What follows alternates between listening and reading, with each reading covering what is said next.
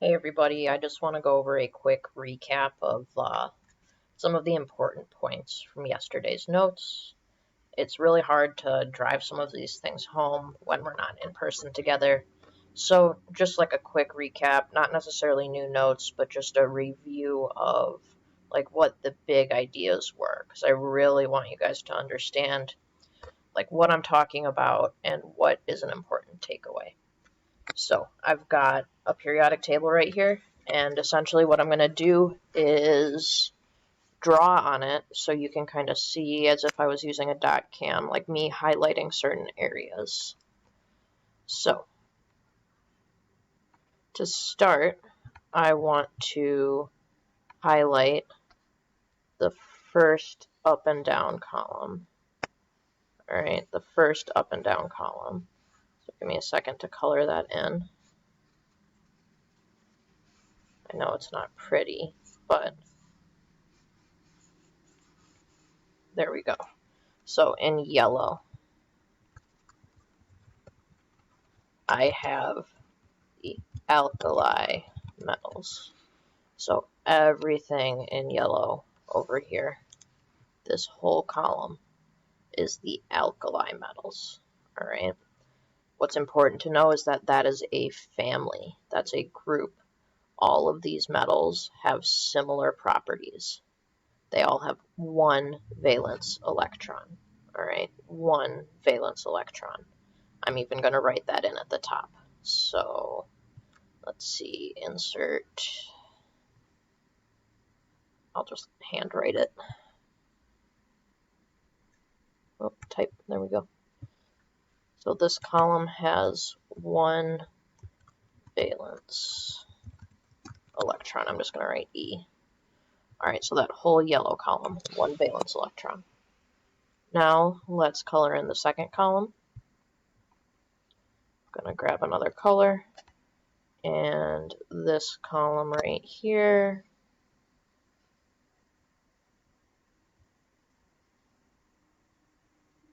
second column, that's like pink, right? I'd say pink is the alkaline earth metals. All right, so alkaline earth metals, the pink is a separate family. It's in this second up and down column, this second group. Because it's in the second group, it has not one, but two valence electrons. So I'm going to go ahead and type right here, if I can, two valence electrons. All right, I'm going to drag that over so we know what it's talking about. So I've got my one valence electron for this alkali metals column, my two valence electron for this alkaline earth metals column. Now there were a couple other groups that we talked about as being important. One of them was the transition metals, which is this whole middle portion right here. Whole middle portion. I'm not going to color all that in. And then we kind of jumped over here to the other end of the table. So we've got now in green this column, this group, and that is called the halogens.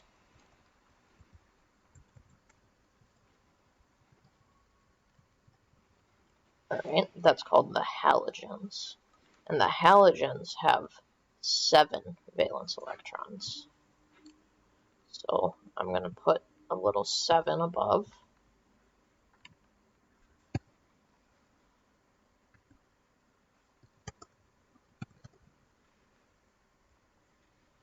They have 7 valence. All right, electrons. Drag this over a little bit so you can see.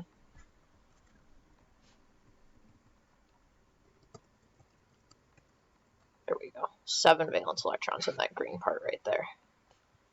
The last column right here, let's add a color. Let's go blue.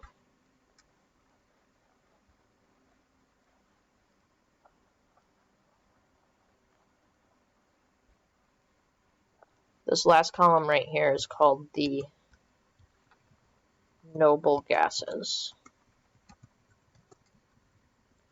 Alright, noble gases. And the noble gases have 8 valence electrons. 8 valence electrons. So I'm gonna put in a little text box.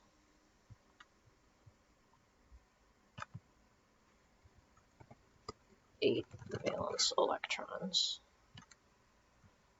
So I've got these 4 really important families right here. In yellow, I've got the alkali metals. In pink, I've got the alkaline earth metals. In green, I've got the halogens. And in blue, I've got the noble gases. What I want you to notice is that it appears there's a pattern in terms of the valence electrons. I have 1 right here. I have 2 right here. And then over at this side, I have 7 and 8. We actually can take this time just to learn the pattern of valence electrons. And I'm going to block out this whole middle portion right now, okay? I'm going to just block it out. And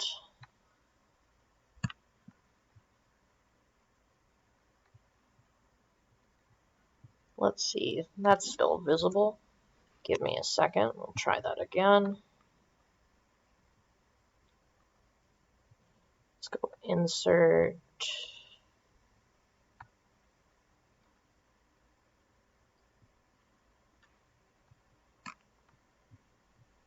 Oh, same thing.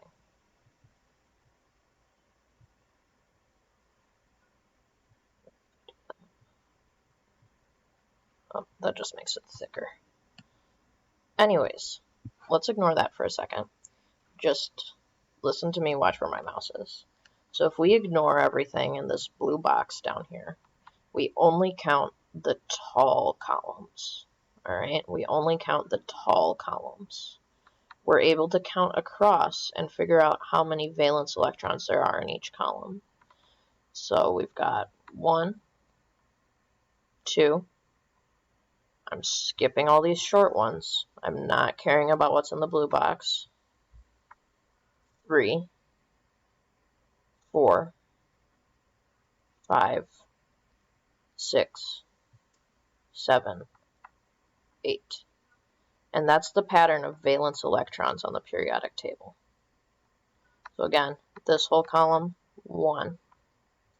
This whole column, 2.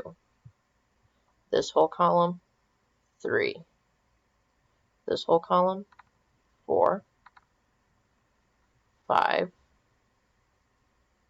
6, 7, and 8. So that's the pattern I want you guys to take away from this, and understanding that the names of those 4 columns are important.